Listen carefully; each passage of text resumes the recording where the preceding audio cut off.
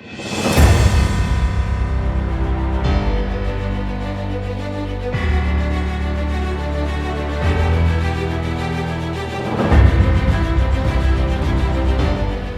tal amigos? Es un placer, es un honor hoy presentarles esta entrevista con uno de los más legendarios pitchers en la historia del béisbol de las Grandes Ligas, el gran Greg Maddux. Greg, it's a privilege for us to have the opportunity to interview.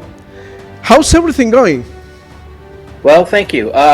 Everything's good. You know, I'm 100% retired now and living in Las Vegas, and we spent some time in California during the summers, and we're expecting our third grandchild here in a few months. So the family's growing, and we're kicking back and watching it grow.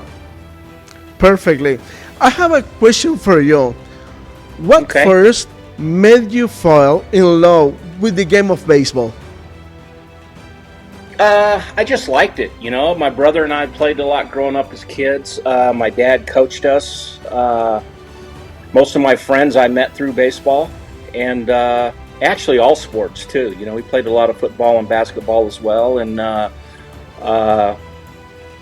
you know, we didn't watch a lot of TV growing up. You know, we were growing up in the 70s and early 80s, and you know, we didn't spend a lot of time in front of the TV. There were no computers, there were no iPhones and stuff like that, and we were kind of forced to go outside and play and have fun on our own. What do you remember most vividly about the first time you stepped onto the baseball field? I think I was probably 6 years old, and my dad was the coach, and I skipped T-ball. And I went right to Pee-wees, I guess, back in the day. And it was in Madrid, Spain. My dad was in the Air Force. And the first time I remember playing was in Madrid, Spain. And my dad was a coach. I think I was about 6 years old. Did you have a baseball idol growing up? Someone you look up or try to be emulate? You know, I grew up a Reds fan. So, you know, if I was hitting, I wanted to be Pete Rose. And then as I got older and I was basically a fastball changeup type pitcher, I watched a lot of games from Mario Soto. He was also with the Reds at the time, and you know, he pitched the way that I was capable of pitching. You know, relying more on a changeup than a breaking ball. You know, we both had pretty good fastballs. Early in your career, did you ever imagine becoming what you were or what you are right now, like a legend of baseball? Not really. I think, you know, early in your career, you're always just trying to move up to the next level. You know, high school, you want to get drafted or get a college scholarship. And then, you know, once I was drafted, you know, you start at rookie ball, you want to get to A ball. You know, you get to A ball, you want to get to AA, AAA, and so forth. And you know, once you do arrive at the big leagues, you kind of want to establish yourself as a player there, and you know, and try to get a few years in. There is a saying that velocity helps you to get drafted, but command and location are what allow you to stay in the game. Was that always your mindset, or was it something you developed over time?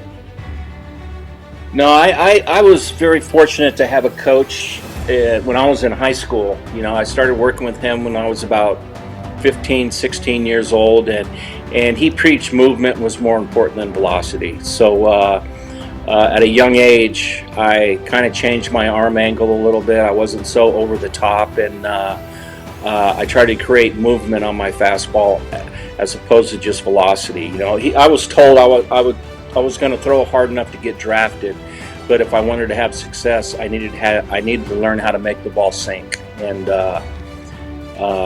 you know, I was very lucky to get that advice at a young age, and you know, I bought into it, and you know, it worked. You know, it helped too because Mike Morgan was a pitcher a few years ahead of me. My brother was a few years ahead of me, and they both worked with Mr. Meter, was his name, and I was able to see them, you know, pitch in the big leagues with a fastball that moves a little bit as opposed to a hard straight one.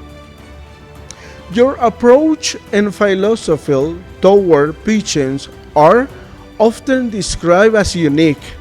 How do you think that mindset can help young pitchers who aspire to reach greatness? Well, I think, you just have to understand the things you need to do to get better. I think it's all about having a coach behind you or teammates that can tell you what you need to do to improve. And the bottom line is, every time you step on the mountain, you try to get a little bit better, you gain a little bit of experience, and hopefully you learn from it. And sometimes you learn what not to do as well. It's not always what you need to do to have success, but sometimes you need to eliminate some things that you're doing that are not causing success. Looking back on your career, what do you believe was your greatest contribution to the game of baseball? Wow, that's a tough one. I think looking back on it, the most special moment was winning the World Series. And winning that for your teammates, your coaches, your fans, your neighbors, the city of Atlanta. To be able to ride on that fire truck during the parade, and just the appreciation that you receive from having success on the field with your teammates, and how much it meant to the city and neighbors. I mean, we still have neighbors today, and that was over 30 years ago, and it was just a very special time. I'm a Brave fan, so I have each game on my mind. You're winning the first game of the World Series, the last series, the homer of Dave Justice against James Paul. It was very special. Yeah, it really was, and seeing Mark Rollers throw that last pitch to Carlos Baerga, he flew out to Marquise Grissom in left center, and hey, the party was on after that. We had come close a few years before, and to finally get that ultimate prize in baseball was pretty special. Was there ever a pitcher you watched and thought, wow, this guy is truly special? Someone you deeply admire? I mean, there are a lot of them, really, to be honest with you. I mean, I know when Interleague started, we didn't face the American League hitters, so I would watch a lot of the games that Roger Clemens pitched. I felt like we used our fastballs the same way. Obviously, we were very different style of pitchers, but I think we both pitched off our fastball the same way. He used a slider more than I did, but he had a split, and you could see where, you locate your fastball and change speeds. That's all you got to do, and I would look for Roger to see when he did that. What situations would he change speeds on hitters, and so for all the American League stuff, I kind of leaned on him a little bit, and kind of stole a few of his game plans.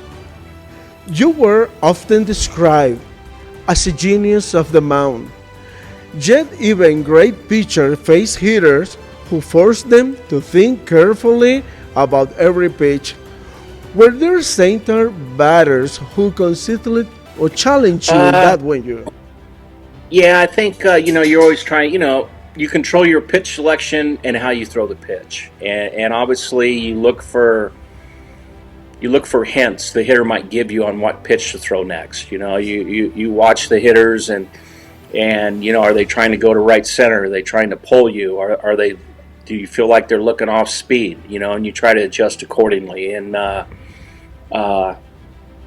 it's basically just common sense. If the hitter does it, on the first pitch, he's probably going to do it on the second pitch. And then you look for two strike approaches. What hitters change their approach with two strikes, and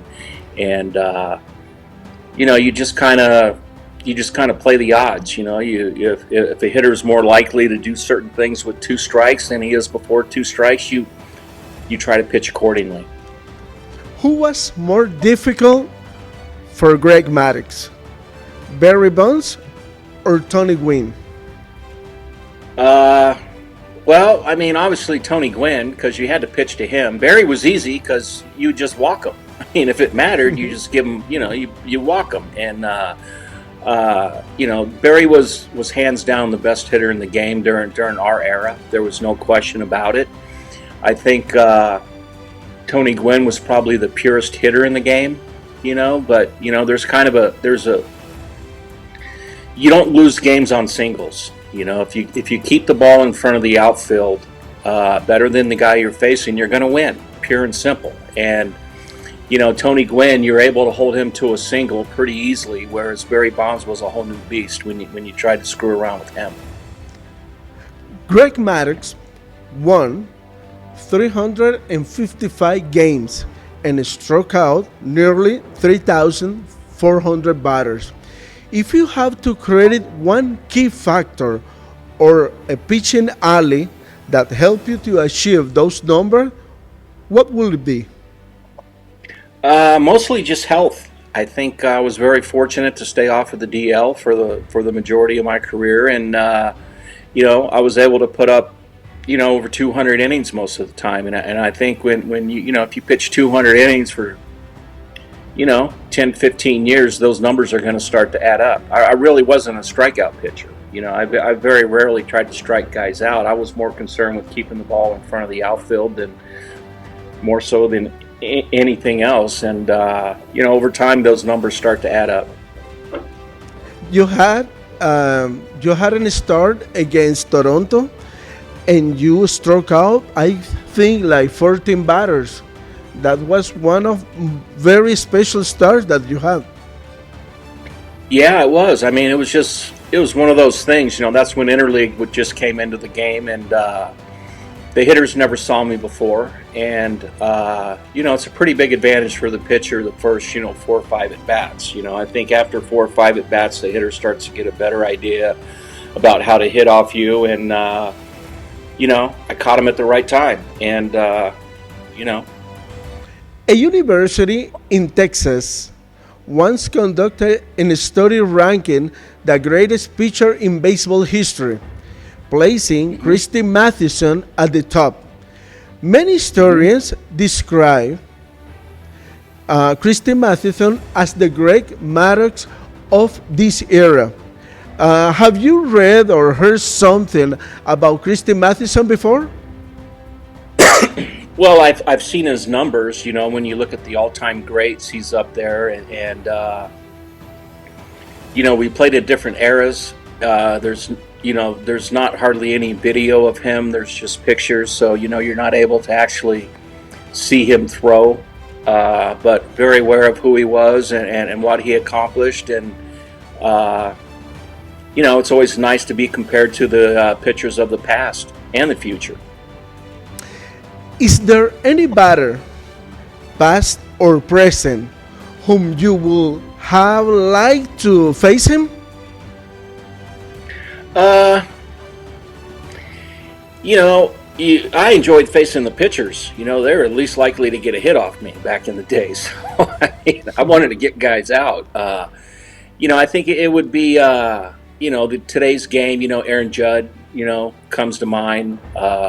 Ohtani comes to mind. You always want to see how you match up with the best. Do I want to face them in the right situation? Maybe, but they're the last guys you want to face with the bases loaded, obviously. So, I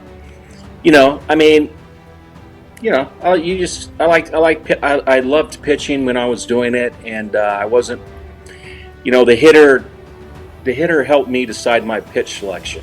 Was basically what the hitter was in there for. You are widely regarded as one of the greatest pitchers in baseball history, or living legend. Have you come to terms with those labels, or do they still make you a little bit uncomfortable? They're nice compliments. It doesn't define me. Right now I get up in the morning, I play golf, and I spend time with my grandkids and my kids, and I'm more of a dad and a granddad right now. You don't really think about, your place in history in baseball a whole lot. You hear comparisons every now and then, but, I am who I am. I know what I like, and, I enjoy living in Vegas. I enjoy playing golf in the mornings, and and watching Netflix in the afternoons right now, and spending time with my grandkids.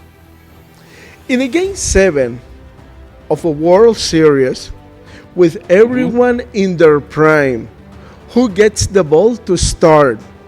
Greg Maddux, Pedro Martinez, Randy Johnson, or Roger Clemens? Who is your choice? Man, there's really not a bad choice. You know, for me personally, I always thought Clemens was probably the more complete pitcher. You know, I think Pedro was very dominating, had a dominating changeup. Randy Johnson had an unhittable slider. He threw fastballs. He pitched righties. He threw fastballs in and sliders down, and it didn't matter who the hitter was or the score of the game or anything like that. You know, I think Clemens kind of was more of a pitcher. You know, I think he had great stuff, but I thought he pitched very well.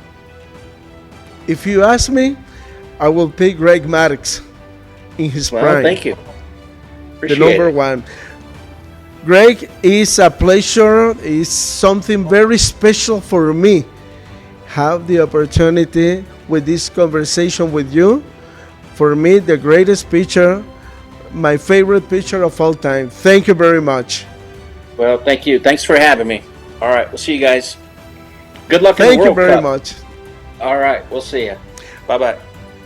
Bye-bye.